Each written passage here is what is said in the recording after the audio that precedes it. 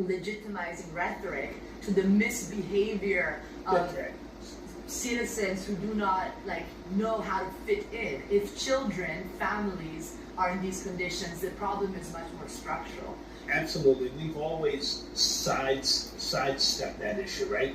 This is a structural problem, and this is a structural problem that the business of poverty, how the system profits from homelessness. Investing in housing, right? For years, public housing was a true social safety net for people in this country, and that's what people who were slipping through the cracks through no fault of their own. This guy was homeless for about 2 years. Right? And I'll pinpoint those economic reasons by saying now he's a professor. Wages not rising as fast as the cost of housing, right? So it puts people behind the eight ball. That's the fundamental issue that drives homelessness and a lack of housing and poverty, right? We've never addressed poverty in this country. You know, if you do your homework, you know that Malcolm X and Martin Luther King both. Okay, he's about to tell his story about how he went from being homeless to being housed, and how he was stigmatized by all the people that were basically bashing him for being homeless.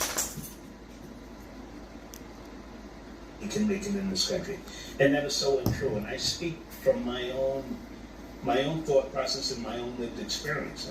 It's always been looked at. As you heard my resume, you heard that I was homeless for 2.5 years on the streets of Miami, 10 months in a New York City homeless shelter. But as I got out of homelessness, I started hearing rhetoric and that prevailing narrative of you're homeless because you don't want to work. You're homeless because you don't have an education. You're homeless because you have a chemical or an alcohol addiction.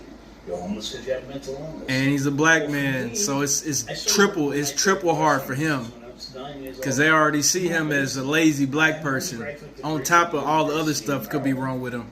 So your job is so important. That's what first of all, I should have said that before I started videotaping anything. You are a guardian angel to some of the most vulnerable people in our society. But this guy, he's helping me to understand the other side of what the people are going through. But you're doing a godsend work. Let me just let you hear what he's got to say. Chris, the media comes up to you. Why are you speaking out against shelter? You spent 10 months in the shelter. I said, absolutely. I spent those 10 months and I realized that this is a problem. And how do we undo the shelter industrial complex? So that's how I think outside of the box. I think it's a problem. And I always defend my position of saying, you'll never hear me say we don't need social workers. We just need them in a different setting. The setting that you all have created has been a profit box. But then the other problem it's all about money. The commodification of housing